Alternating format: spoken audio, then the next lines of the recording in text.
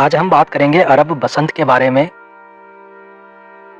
और अरब बसंत जो है दोस्तों, वो एकेडमिक के लिए भी और प्रतियोगी परीक्षाओं दोनों की दृष्टि से बहुत इंपॉर्टेंट टॉपिक है।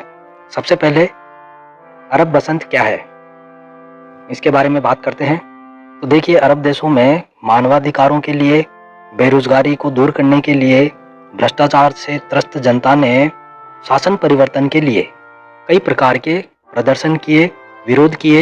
एक प्रकार से हम यह कह सकते हैं कि एक क्रांति हुई, और यह क्रांति जो है एक अच्छे उद्देश्य के लिए थी, और इसी कारण इसे अरब बसंत की संज्ञा कई विद्वानों ने दी है।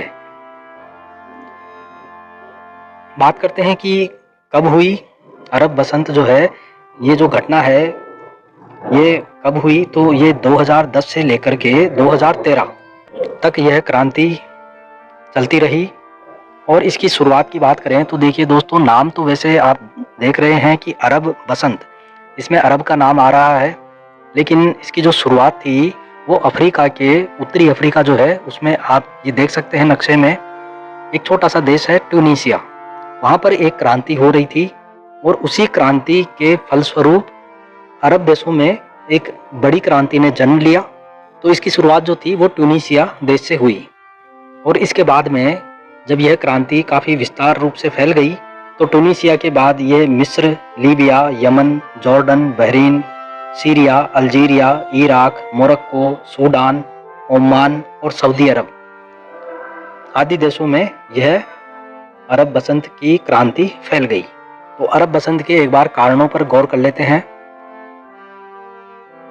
अरब बसंत के कारणों में सबसे पहले आता है राजनीतिक भ्रष्टाचार। राजनीतिक भ्रष्टाचार से तात्पर्य यह है कि चूंकि इन देशों में, अधिकतर देशों में तानाशाही शासन था, वहां पर कोई ऐसी प्रक्रिया नहीं थी कि आम जनता जो है उसका शासन में भागीदारी हो। तो इस प्रकार तानाशाही शासक अपनी मनमर्जी करते थे। तो ये राजनीतिक भ्रष्टाचार है। इसके अलावा देखिए, मानवाधिकारों का उल्लंघन और शोषण। अरब देशों में जनता के लिए बहुत कम अधिकार दिए गए हैं वहां पर। इसी कारण वहां पर मानवाधिकारों के संरक्षण के लिए, उन्हें बहाल करने के लिए अरब बसंत की घटना हुई। इसके अलावा तीसरा जो कारण था वो था तानाशाही शासन। और आप जानते हैं कि तानाशाही शासन किसी भी रूप में अगर देखा जाए तो वो वर्तमान समय में सही नहीं है। तो तानाशाही शासन के कारण जो शासक होता है वो अपनी मनमर्जी करेगा, जनता के प्रति उसका लगाव नहीं होगा, सैन्य शासन होगा, वहाँ पर जो है वो एक तरह से दमनकारी जो है वो शासन, तानाशाही शासन होता है। तो इसी से मुक्ति के लिए वहाँ की जनता ने इस क्रांति को जन्म दिया। इसके अलावा देखिए, शासकों की साम्राज्यवादी नीति। तानाशाही शासन में यह समस्या एक आम बात है कि तानाशाही शासन में जो शासक होता है वो हमेशा अपने साम्राज्य को बढ़ाने के लिए प्रेरित रहता है, लालायित रहता है, और इसी कारण उसके जो संबंध हैं वो पड़ोसी देशों के साथ में हमेशा कड़वाहट भरे होते हैं। और जब संबंध पड़ोसी देशों में कड़वाहट भरे होंगे तो दोस्तों आप भी जानते हो कि वहां पर शांति जो है वो असंभव हो जाती है। और जब दो पड़ोसी देशों में शांति नहीं होगी तो दोनों ही देशों पर इसका जो कुप्रभाव है वो पड़ता है। इसी कारण यहाँ पर अरब बसंत की घटनाओं के लिए यह कारण भी जिम्मेदार था। इसके अलावा देखिए, बेरोजगारी जो थी वो बहुत ज्यादा चरम पर थी। इसके अलावा आय के स्तर में असमानता। अरब देशों में जो आय का जो स्तर है दोस्तों वो बहुत असमान है, आज भी है। हालांकि उस समय अधिक था कि जो धनी वर्ग था, जो बड़े बड़े पूंजीपति थे, उनके पास में बहुत अधिक पैसा था, और इसके विपरीत जो दूसरा जो वर्ग था, गरीब वर्ग, उनके पास में खाने तक को पैसे नहीं होते थे। तो ऐसी कंडीशन में यहाँ आवश्यक हो जाता है कि आय के स्तर को सही किया जाए। इसके अलावा देखिए, अगला कारण था नौकरशाही और भ्रष्टाचार। तो तानाशाही शासन है तो नौकरशाही और भ्रष्टाचार तो आम बात है। और अगला जो इसका कारण है, लोकतंत्र में जनता की रुचि।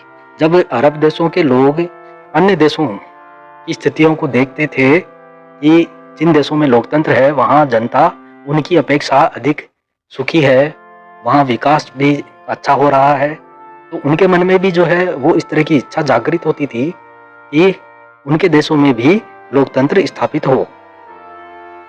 तो ये सब 8 कारण हैं जिनके कारण अरब बसंत की क्रांति उत्पन्न हुई। चलिए बात कर लेते हैं अरब बसंत का महत्व क्या रहा या इनके जो परिणाम थे इस क्रांति के वो क्या रहे। अरब बसंत के माध्यम से अरब देशों में प्रजातंत्र सुधार की ऐसी क्रांतिकारी एक लहर चली दोस्तों, जिसने संपूर्ण विश्व का ध्यान भी आकृष्ट किया। लंबे समय से चले आ रहे तानाशाही सरकारों का अंत हुआ और सभी अरब देशों ने सुधारात्मक दृष्टिकोण पर बल दिया। तो अरब बसंत के देखिए जो परिणाम रहे, उनमें पहला परिणाम रहा निरंकुश शासकों को अपदस्थ करना। अरब बसंत के परिणाम स्वरूप ट्यूनीशिया के जैनुअल आबदीन अली, मिस्र के हुस्नी मुबारक, लीबिया के कर्नल गद्दाफी और यमन के शाह अली अब्दुल्ला का तख्ता पलट दिया गया और उन्हें अपदस्थ कर उन्हें अपने पद से हटा करके नई सरकारों का गठन किया गया। दूसरा जो इसका परिणाम रहा दोस्तों, प्रशासनिक सुधार लागू करना या प्रशासनिक सुधारों की शुरुआत हुई। तो कुवैत, लेबनान, ओमान और बहरीन आदि देशों ने भी अरब बसंत के भारी विरोध को देखते हुए अपने प्रशासन में अनेक प्रकार के फेरबदल किए, उनमें सुधार किए। तीसरा जो परिणाम रहा संवैधानिक सुधार। संवैधानिक सुधारों की क्रियान्विति की गई मोरक्को में और जॉर्डन में, ठीक है। इसकी वजह से संविधान में अनेकानेक परिवर्तन किए गए जिससे कि जो आम जनता है उसे राहत मिल सके। चौथा परिणाम रहा अल्जीरिया में आपातकाल की समाप्ति। देखिए अल्जीरिया एक देश है, वहां पर 19 सालों से आपातकाल अर्थात इमरजेंसी की स्थिति थी, तो इस आपातकाल को हटा दिया गया, ठीक है, इस क्रांति के बाद। अगला जो परिणाम रहा तो लोकतंत्र की लोकप्रियता में वृद्धि।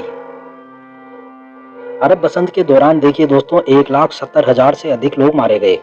अरब बसंत ने यह स्पष्ट कर दिया कि प्रशासनिक अराजकता और तानाशाही को जो आम जनता है वो ज्यादा दिनों तक नहीं सहन कर सकती। अरब बसंत में शांतिपूर्वक प्रदर्शन करने वाले और विरोध करने वालों की और विश्व का ध्यान आकृष्ट हुआ। अगला जो परिणाम रहा अंतिम, नोबेल पुरस्कार द्वारा क्रांतिकारियों का सम्मान। ऐसे कुछ विरोधी कर्ताओं के नाम नोबेल पुरस्कार के लिए नामित किए गए।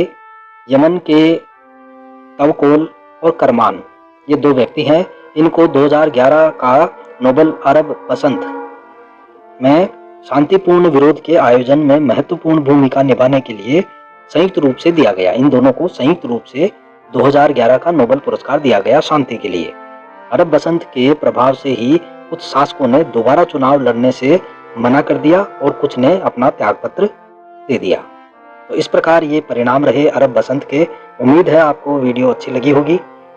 लाइक करें वीडियो को, अपने मित्रों को शेयर करें और इस तरह की वीडियो आगे भी देखने के लिए हमारे चैनल को सब्सक्राइब जरूर करें और पास में दिए हुए घंटी के निशान पर ऑल नोटिफिकेशन का क्लिक करें।